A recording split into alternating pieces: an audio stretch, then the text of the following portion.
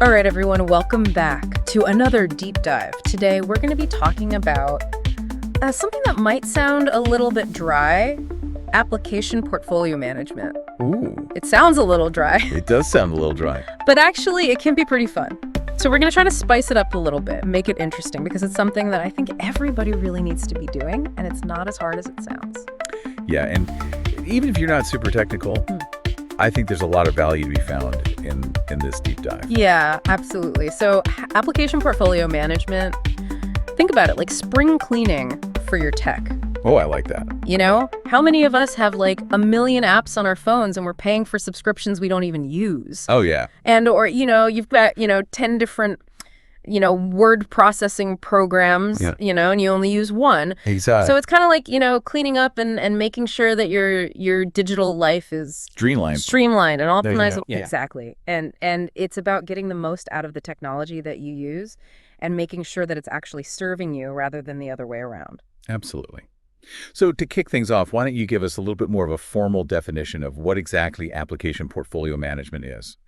Yeah, so application portfolio management, or APFM, as we'll probably call it throughout this deep dive, it's really a process of, analyzing and strategically managing the software applications that we use, whether it's for our personal lives or in a business context. And it's not just a one-time thing. It's really a continuous cycle of assessing, optimizing, and governing our software assets. And the key here is that it's strategic, so we're not just randomly downloading apps or clinging to old systems. We're actually thinking about what we need, how it aligns with our goals, and how we can maximize the value while minimizing their risks. So when you say it's strategic, what does that actually look like? I mean, for someone who's, maybe not super familiar with, IT and that kind of thing. Yeah, that's a great question. It's really about making informed decisions, right? So it's not just about downloading the latest shiny app. It's about understanding, do I really need this app? Does it align with what I'm trying to achieve? And then also thinking about the risks. What are the security implications of using this app? Is it from a reputable developer? Those kinds of things. It's kind of like, before you go on a trip, you don't just, Just get in the car and go. I have a plan. You make a plan and you figure out where you're going. You make sure you have, what you need packed and everything. And it's the same kind of thing with your application portfolio. Yeah, exactly. You want to have a destination in mind. You want to know what you need to get there, and you want to make sure that you're well equipped for the journey. Exactly. So one of the things that I think is really important to highlight here is the connection between application portfolio management and cybersecurity. Because a lot of times people think, oh, cybersecurity, that's for, big corporations or the government. It doesn't really apply to me, but actually it applies to everyone. Yeah, and I think APFM can be a really powerful tool for improving your cybersecurity posture, whether you're an individual, a small business, or a large organization. Because, one of the biggest cybersecurity risks is using outdated or unpatched software.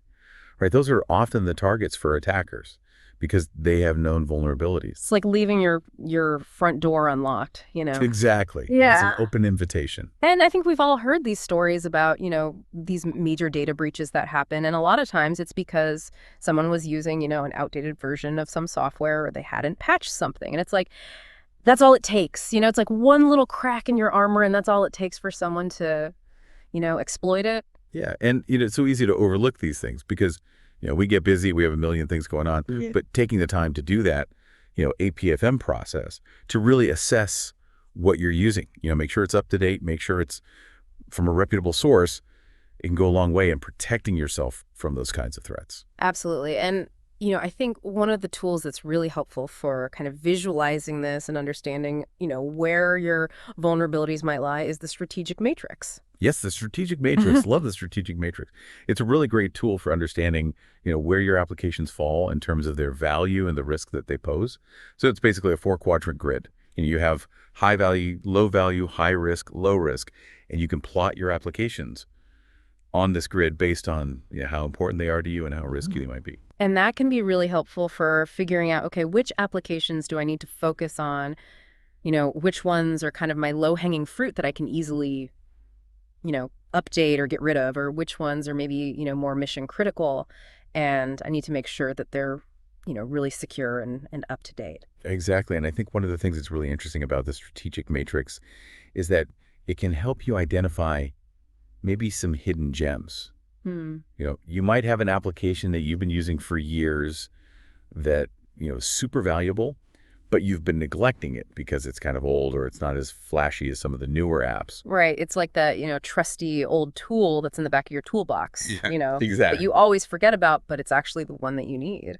Yeah, and the strategic matrix can help you kind of rediscover those valuable assets and make sure that you're giving them the attention they deserve. Absolutely. So I think let's walk through each of those quadrants of the strategic matrix in a little bit more detail and give some concrete examples, because I think that'll help people really understand, okay, where do my apps fall? And how can I start thinking about this strategically? Yeah, let's do it. Okay, so let's start with the low value, low risk quadrant. What do we call this one? Yeah, so that's the migration quadrant. And Yeah. this is where you'll find those applications that, maybe they're not critical to your day-to-day operations or they're easily replaceable. Yeah. Maybe it's a simple note-taking app or, a free game that you play occasionally, those kinds of things. Right. So if something happened to that app, it wouldn't be the end of the world. Exactly. Yeah, you could easily find a replacement or, maybe you don't even need it at all. Okay, so that's migration.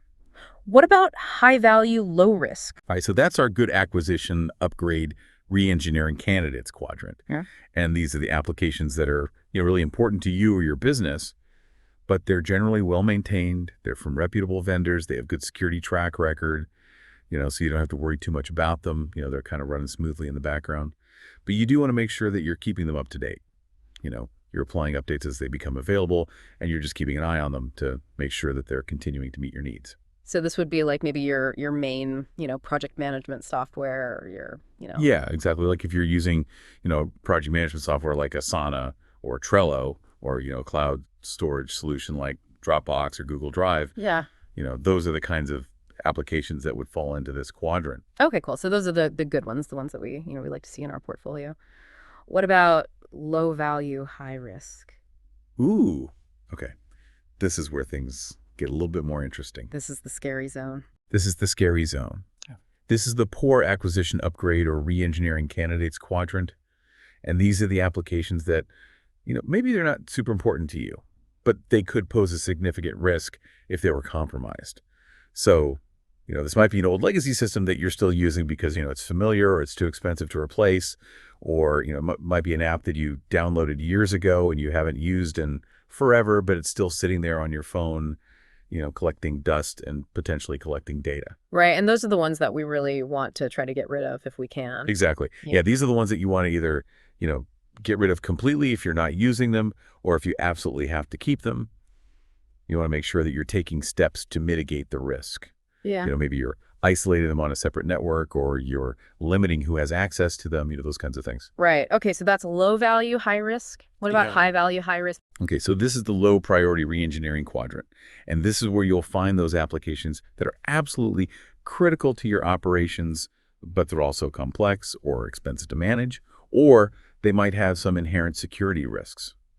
This might be a custom-built software application that's really specific to your business, or it might be a system that's, highly integrated with other systems, and it's difficult to make changes to it without, causing a ripple effect. So these are the ones that we need to approach with caution. Yeah, exactly.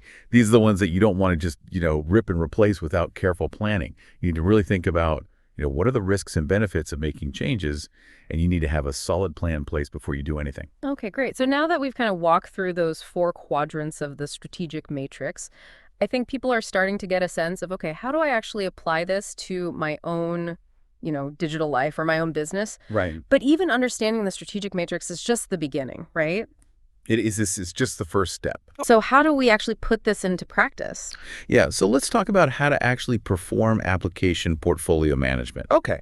So the first step is to identify your IT assets. And that just means, making a list of all the software applications that you use. So this is where we actually start getting our hands dirty and doing some inventory. Yeah, so, get out a spreadsheet or a piece of paper and just start listing every application that you can think of. Yeah.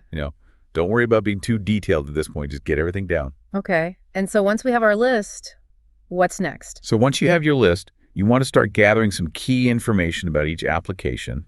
And this is where those assessment criteria that we talked about earlier come into play. So, think about what's important to you. Is it cost? Is it security? Is it functionality? Is it ease of use? Whatever it is, start gathering data about each application based on those criteria. Okay, so for example, if security is my top priority, I might, research the app's security practices or see if they've had any past data breaches. Exactly. Or if cost is a major concern, you might start tracking how much you're spending on each app. Mm-hmm. Whether it's a monthly subscription or a one-time purchase. Right. And then you can start to see, okay, maybe I'm spending way too much on this one app and I can find a cheaper alternative. Yeah.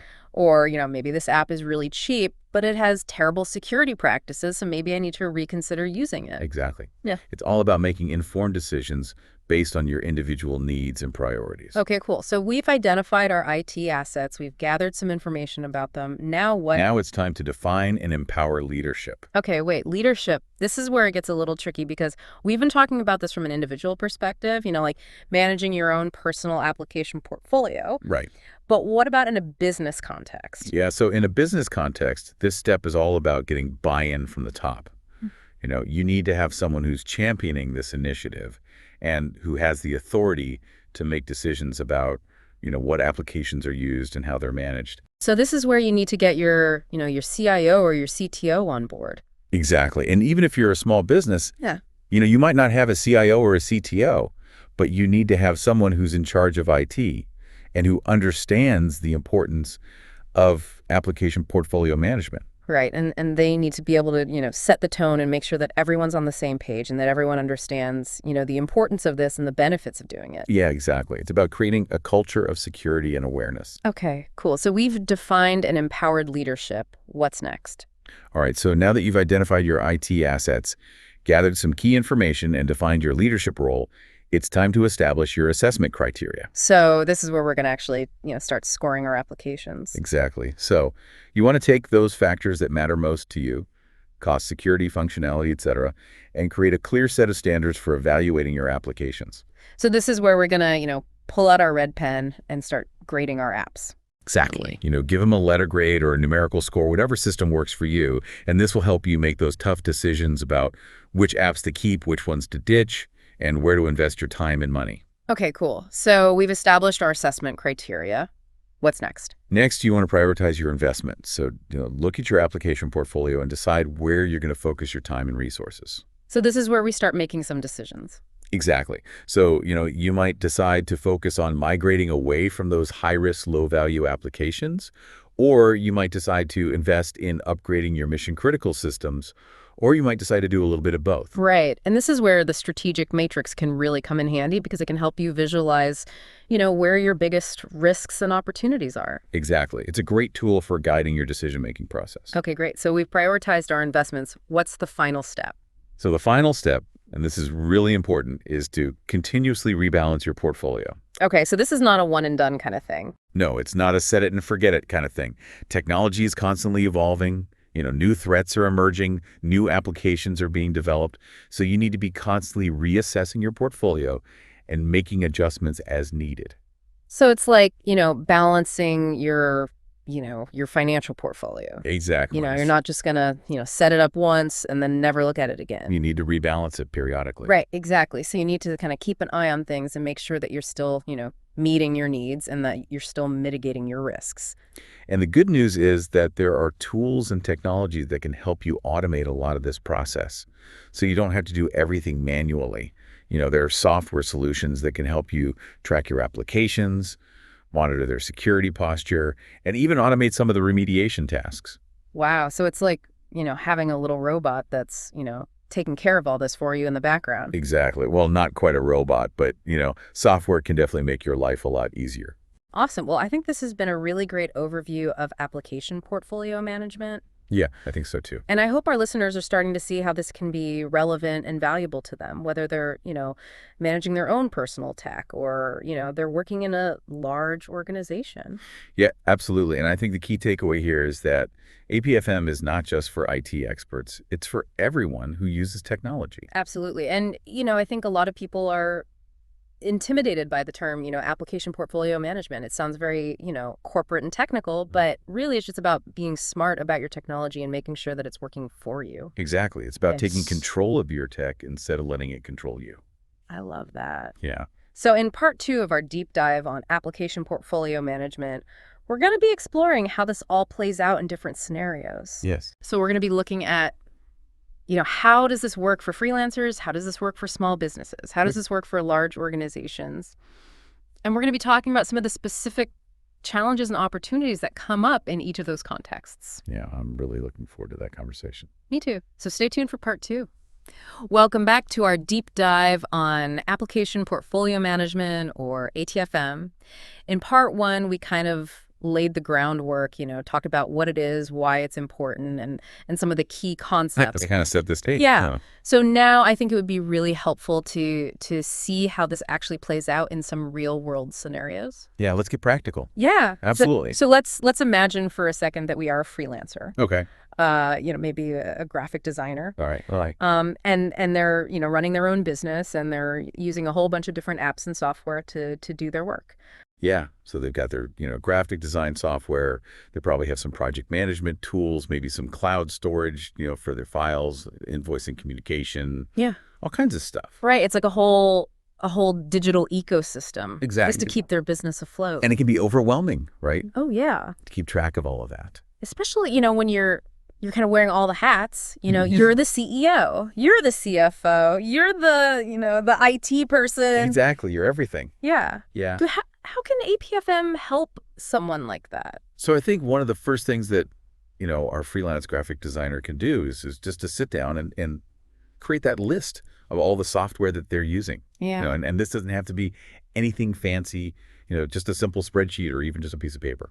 Just to kind of get a sense of, okay, what am I actually working with here? Right. And then once you have that list, you can start to think about, okay, what are my assessment criteria? Yeah. What's important to me as a freelancer? Is it cost? Because obviously you're on a tight budget. Right. Is it security? Yeah. Because you're dealing with client data. Yeah. Is it functionality? You need tools that are going to help you do your job effectively. Right. And once you have those criteria, you can start to kind of evaluate each application and see, okay, does this meet my needs? Is this worth the cost? Is this secure enough for me to be using? And I think that's where that strategic matrix can really come in handy. Yes, absolutely. Because you can start to kind of plot those applications on that grid and see, okay, where do my vulnerabilities lie? Where are my opportunities to, maybe save some money or, improve my security posture? Yeah, exactly. And I think for a freelancer, that migration quadrant is going to be really important. Right. Yeah. Because, you're probably using a lot of free tools, or, maybe you signed up for a free trial of something and you never canceled it. Yeah. So it's a good opportunity to kind of go through and see, what can I get rid of? What can I, downgrade to a free plan? Right. What's just kind of sitting there, taking up space and maybe even posing a security risk. Exactly. And then, on the other end of the spectrum, you have that low priority re-engineering quadrant. Yeah. And this is where, your mission critical applications are going to live. Yeah. So for a graphic designer, that might be, their Adobe Creative Suite or whatever software they're using to actually do their design work. Right. And these are the applications that, you're probably going to want to invest in, keeping up to date, making sure that you have the latest version, that you're paying for the support if you need it. Right. Because if something goes wrong with those applications, it's going to have a major impact on your business. Exactly. Your whole business could grind to a halt. Right. Yeah. So it's worth spending a little bit more money to make sure that those are, well maintained and secure. Absolutely. Yeah. Yeah. Okay, so that's kind of the freelancer scenario. Yeah. What about let's scale things up a little bit. Okay. And talk about a larger organization, maybe a company with hundreds of employees. Right. So now we're in the big leagues. Yeah. Yeah. So how does APFM change when you're dealing with, that kind of scale and complexity? Yeah, it definitely gets more complex. You have more stakeholders, more systems, more data to manage. Right. But I think the core principles are still the same. Yeah. You still need to start by identifying your IT assets, getting a comprehensive inventory of all the software that you're using. You need to establish your assessment criteria. What's important to you as an organization? Right. Is it cost? Is it security? Is it compliance? And then you need to evaluate your applications based on those criteria and make decisions about, what to keep, what to get rid of, what to invest in. Right. And I think one of the things that becomes really important in a larger organization is that idea of empowering leadership. Absolutely. Because, you can't have one person trying to make all these decisions about, all these different applications. Exactly. You need to have buy-in from the top. Yeah. You need to have someone who's championing this initiative Yeah. and who has the authority to make decisions. Right. And they need to be able to communicate the importance of this to the rest of the organization. Exactly. Because, if people don't understand why they're being asked to do this, they're not going to be as cooperative. Right. It's like, why are we wasting time on this? I got a million other things to do. Exactly. Yeah. So it's really important to, explain the benefits, explain how this is going to improve security, improve efficiency, save money. Right. And I think one of the things that can be really helpful for that is to kind of, showcase some success stories, like, hey, we did this application portfolio management exercise and we were able to, get rid of, 20% of our applications and save, this much money, or, we were able to, improve our security posture and prevent, this many incidents. Yeah, exactly. Yeah. Real world examples can be really powerful. Yeah. Yeah. So I think that's kind of, the high level overview of how APFM can work in a larger organization. But I think it would be helpful to maybe dive into a specific example. Okay. Yeah, let's do it. So let's say we're a large retail company Okay. and we have, hundreds of stores across the country. Yeah. And we're using, a whole bunch of different software to, manage our inventory, to process payments, to, run our website. A lot of systems. It's a lot of systems. Yeah. So where do we even start with something like that? So I think one of the first things you want to do is to identify your crown jewels. Yeah. What are the most critical applications that, if they went down, your business would come to a screeching halt. So this is like the heart of our operation. Exactly. The systems that are absolutely essential to your day-to-day operations. Okay. And once we've identified those crown jewels, what do we do? So once you've identified those crown jewels, you want to make sure that they're well protected. Yeah. You want to make sure that they're up to date, that they're secure, that you have backups in place. Yeah. You want to treat them like the valuable assets that they are. Right. And that's where, APFM can really help, because it can help you to understand, the risks associated with those applications and to prioritize your investments, so that you're putting your resources where they're going to have the biggest impact. Yeah, exactly. And, you might decide to invest in, additional security controls for those crown jewels, or you might decide to, migrate them to a more secure platform, whatever it takes to make sure that they're well protected. Right. And then, once you've kind of taken care of those crown jewels, you can start to look at the rest of your application portfolio and see, okay, are there any other applications that are, high risk that we need to address? Or are there any opportunities to, consolidate applications or, maybe move some applications to the cloud? Yeah, exactly. It's a continuous process of, Yeah. Assessing, optimizing, and governing your applications. Great. So I think that's a really helpful example of how APFM can work in a large organization. Yeah, I hope so. But, I think that we've talked a lot about, the theory of APFM and some of the kind of high-level concepts. Right. But I think what people really want to know is, how do I actually do this? What are the practical steps that I can take to get started? Yeah, let's get into the nitty-gritty. Yeah. Okay. So in part 3 of our deep dive, we're going to be talking about some actionable steps that you can take to implement APFM in your own life or in your own organization. I'm ready when you are. Great, let's do it. All right, welcome back to part 3 of our deep dive into application portfolio management. The how-to section. Yes. This is where we get down to brass tacks. Love it. So let's help our listeners figure out where to even begin with this whole APFM thing. Okay, so remember that list of applications we talked about in part 1? Yeah, the software inventory. Exactly. That's where we start. Don't get overwhelmed. You don't have to list every app you've ever downloaded, just the ones you use regularly, especially for work or handling important information. Okay, so start small and manageable. Makes sense. What kind of info should we be gathering about these apps? This is where those assessment criteria come in. The things we talked about that matter most to you. Is cost a big factor? If it is, start tracking how much you're spending on each app. Monthly subscriptions, one-time purchases, the whole shebang. Got it. What if security is my main concern? Security. If that's your top priority, you got to dig into each app's security practices. Their website, their privacy policy, those are your gold mines. Do they use encryption? Do they have a bug bounty program? Look for independent security reviews, too. Those could be super helpful. I gotta be honest, I usually just skim those privacy policies. I think we all do. But it sounds like they're worth a closer look. Oh, absolutely. Yeah. Especially for those free apps. Remember, free often means they're making money off your data.